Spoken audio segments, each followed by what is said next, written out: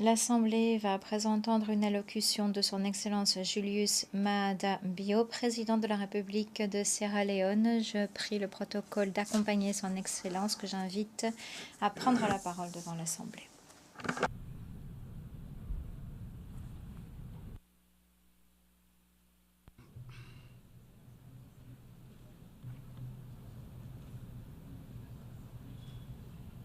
Madam President, Madame la Présidente,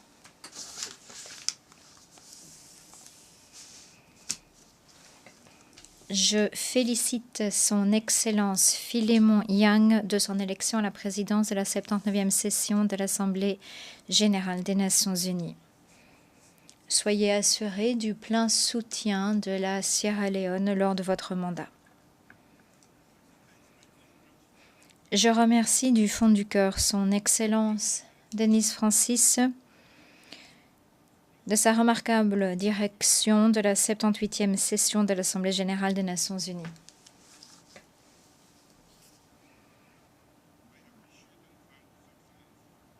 Je salue et remercie son Excellence Antonio Guterres, secrétaire général des Nations unies, de ses efforts inlassables et de sa direction mondiale. Madame la Présidente, il y a plus de 30 ans, la Sierra Leone a été plongée dans une guerre civile brutale d'une décennie. Plus de 50 000 personnes ont été tuées, des millions de personnes ont dû fuir et ont été réfugiées ou déplacées. La situation à l'époque en Sierra Leone n'était pas la seule. Des conflits faisaient rage dans d'autres régions d'Afrique de l'Ouest, d'Afrique et du monde. Cependant,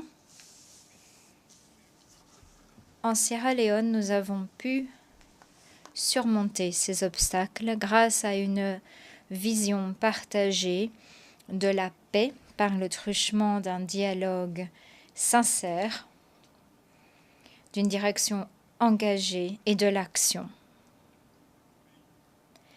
Cela étant dit, cette paix conquise de haute lutte n'est pas dépourvue de fragilité et nous faisons preuve de vigilance pour la préserver.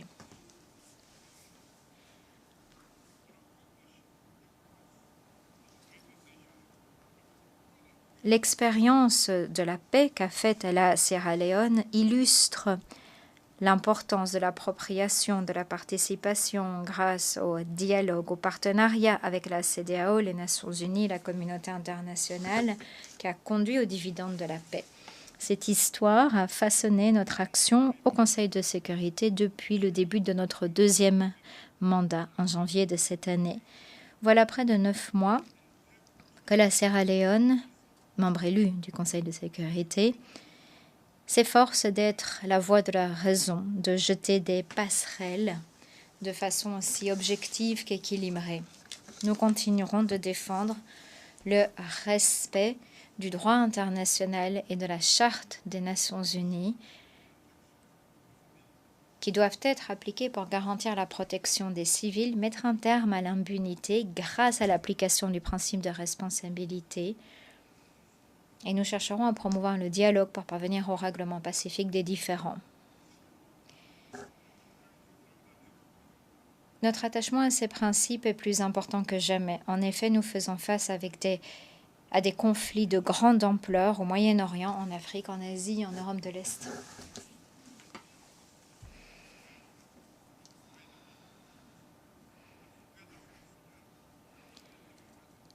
Un cessez-le-feu à Gaza, dans l'ensemble du Moyen-Orient, mais aussi au Soudan, à l'est de la RDC et en Ukraine, est plus urgent que jamais.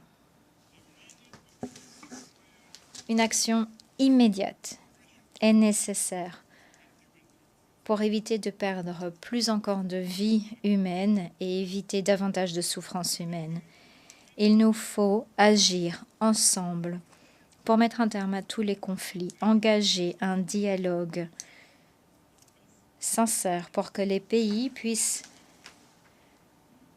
mettre en œuvre le programme de développement dans la paix, la sécurité et la stabilité. En tant que pays qui a fait l'expérience des conséquences catastrophiques des conflits armés, nous savons que la paix ne peut se faire de façon isolée. Elle passe par des processus politiques, par le développement économique, par le respect des droits humains. Pour les millions de civils pris au piège des conflits armés actuels,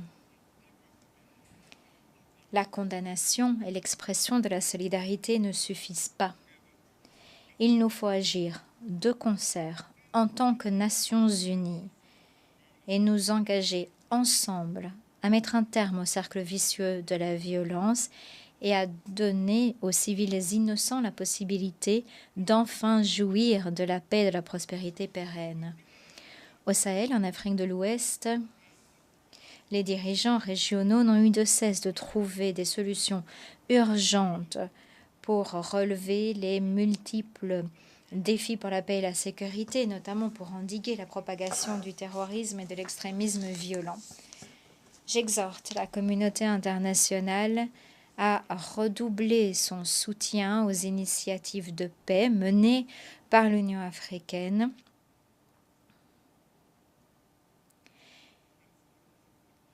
et son soutien aux Nations unies afin de jouer un rôle plus dynamique pour s'attaquer aux causes profondes des conflits.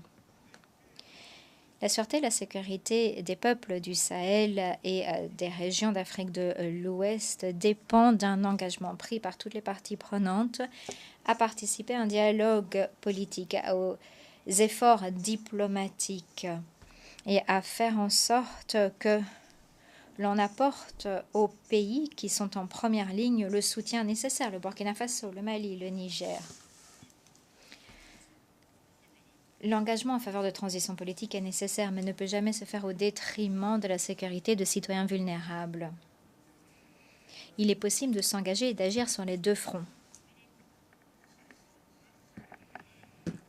J'ai appelé de mes vœux un dialogue sincère et j'ai donné l'exemple en rendant visite au chef d'État du Burkina Faso avant que la Sierra Leone ne prenne la présidence du Conseil de sécurité des Nations unies en août 2024. Nous devons jeter des passerelles. Et donc, la communauté internationale doit s'engager à travailler avec les régions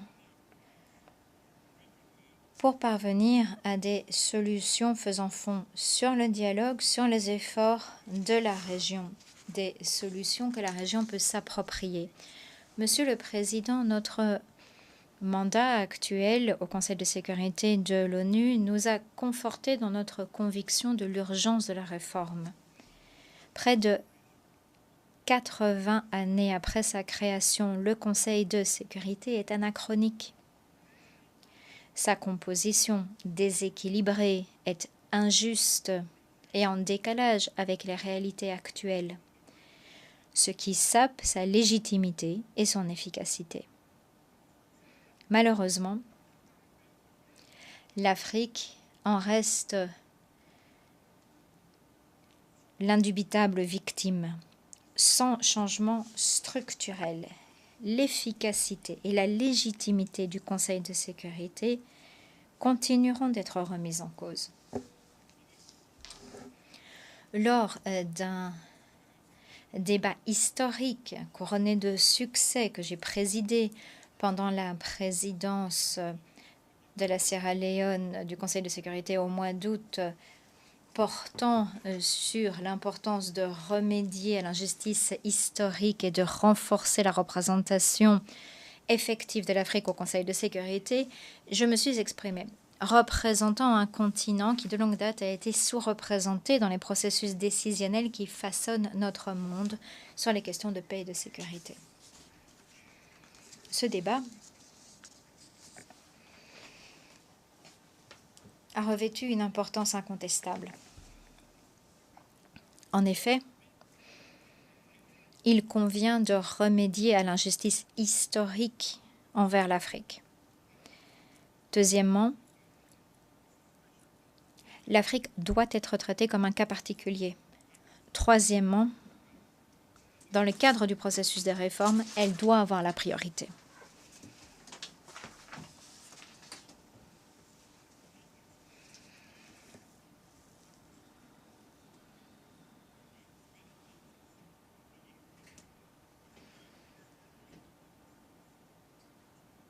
en remerciant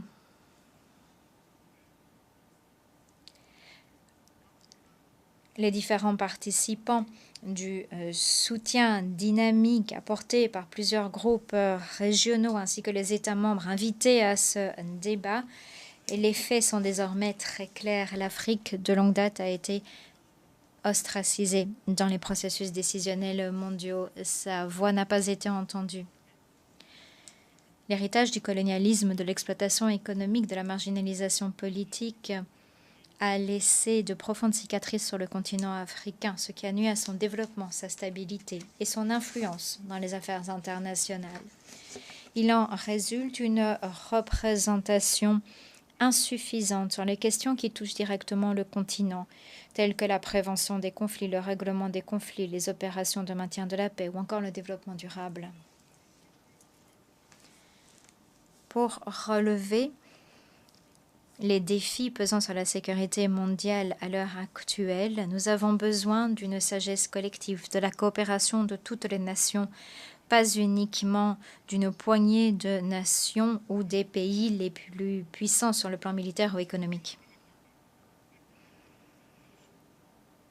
Selon nous, la représentation équitable de l'Afrique permettra à l'Organisation des Nations Unies de mieux relever les défis mondiaux, de mieux promouvoir un monde juste, équitable et pacifique.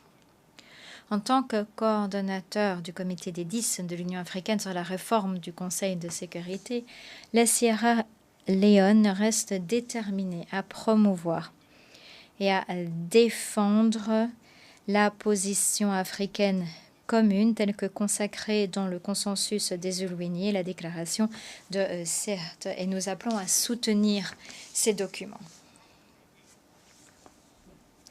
L'Afrique, par conséquent, n'exige rien de moins que 2 sièges permanents avec tous les droits et tous les privilèges,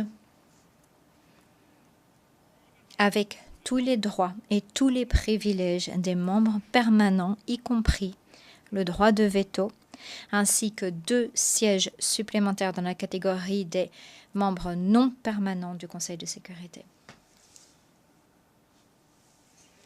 La Sierra Leone se félicite du consensus qui a émergé des négociations intergouvernementales de l'Assemblée générale des Nations unies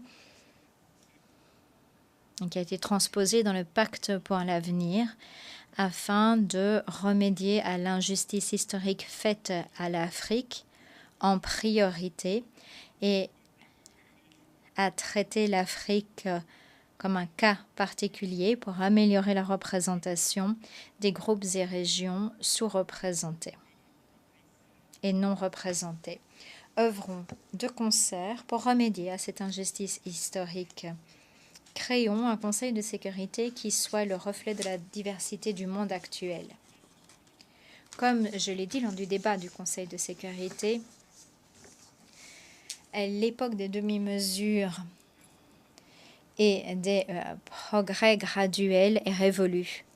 La voix de l'Afrique doit être entendue. Son exigence de justice et d'équité doit être satisfaite maintenant. Madame la Présidente, le sommet de l'avenir par la Sierra Leone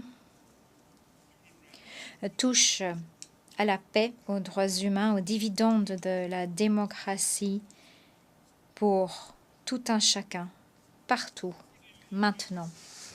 Par voie de conséquence, mon gouvernement a présenté la vision stratégique de la Sierra Leone dans le plan de développement national de la Sierra Leone sur le moyen terme 2024-2030. C'est un cadre de développement socio-économique et de prospérité pour notre peuple. Dans le droit fil des objectifs de développement durable et de l'agenda 2063 de l'Union africaine, notre plan de développement est une feuille de route globale permettant une accélération de la transformation dans les domaines clés que sont l'agriculture, la sécurité alimentaire, la mise en valeur du capital humain et la création d'emplois pour les jeunes, le développement de l'infrastructure et la technologie. Grâce à l'adoption du pacte pour l'avenir, y compris la déclaration sur les générations futures et le pacte numérique mondial lors du sommet de l'avenir, mon gouvernement a confirmé son engagement à défendre la mise en valeur du capital humain et à investir dans ce domaine. La mise en valeur du capital humain, c'est un engagement pris envers le bien-être et l'avenir de nos peuples. En investissant lourdement dans l'éducation, les soins de santé et l'agriculture, mon gouvernement a jeté les fondements d'une Sierra Leone prospère et équitable.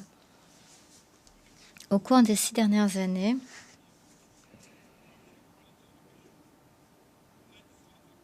nos progrès rendus possibles par le programme pour une éducation de qualité gratuite, par les examens législatifs et les réformes de la gouvernance dans le domaine de l'éducation et notre stratégie d'inclusion radicale, tout cela a eu un impact applaudi et perçu comme un modèle à émuler dans le monde.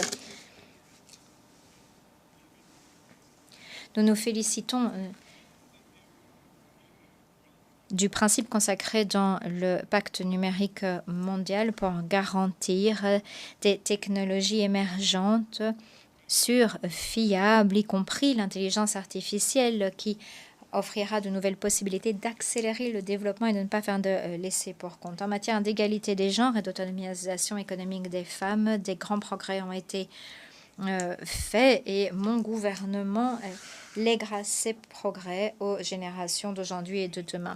J'ai transposé cette année dans notre droit interne une loi interdisant le mariage précoce à la suite de la promulgation historique d'une loi sur l'autonomisation des femmes et l'égalité femmes-hommes en 2023 pour permettre à nos femmes et nos filles de réaliser leurs aspirations nationales, de bâtir une société équitable et inclusive.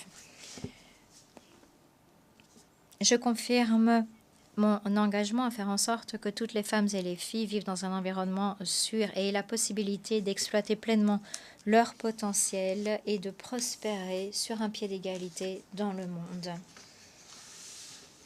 Nous avons donné la priorité au programme Les femmes et la paix et la sécurité au Conseil de sécurité. Nous avons adopté à l'Assemblée générale une résolution condamnant toutes les formes de violences sexuelles et fondées sur le genre et nous avons exhorté tous les pays à garantir aux victimes et aux rescapés l'accès à la justice, à l'indemnisation et à l'assistance.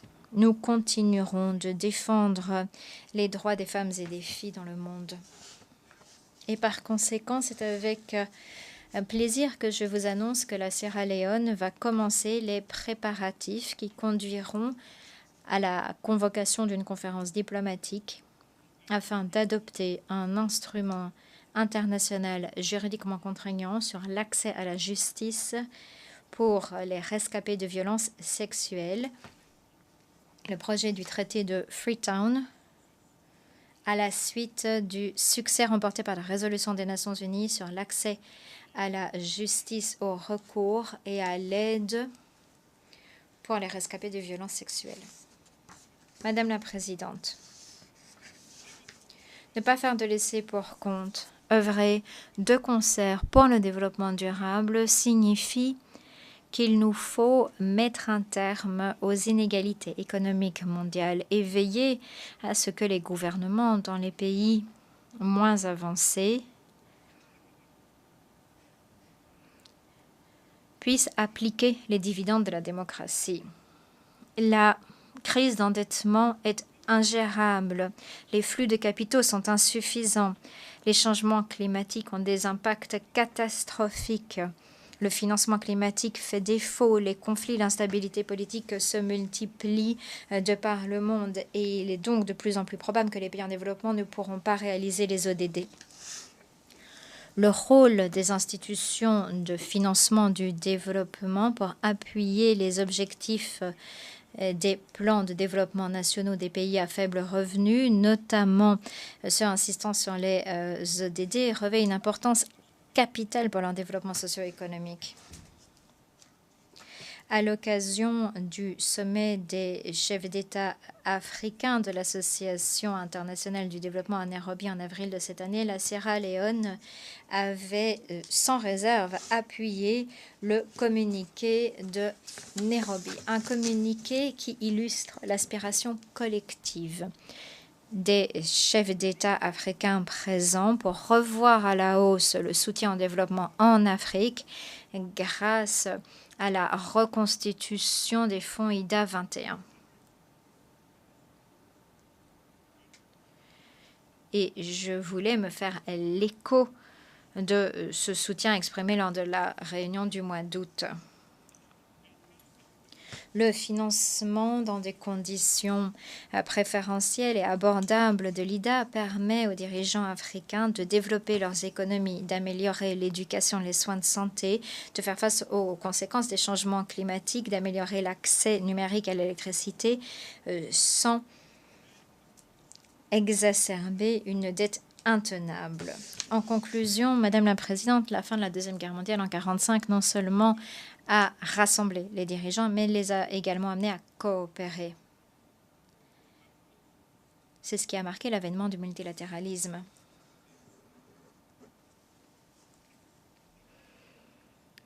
Comme le dit le proverbe africain, nos deux mains ne se lavent pas elles-mêmes, elles se lavent l'une l'autre.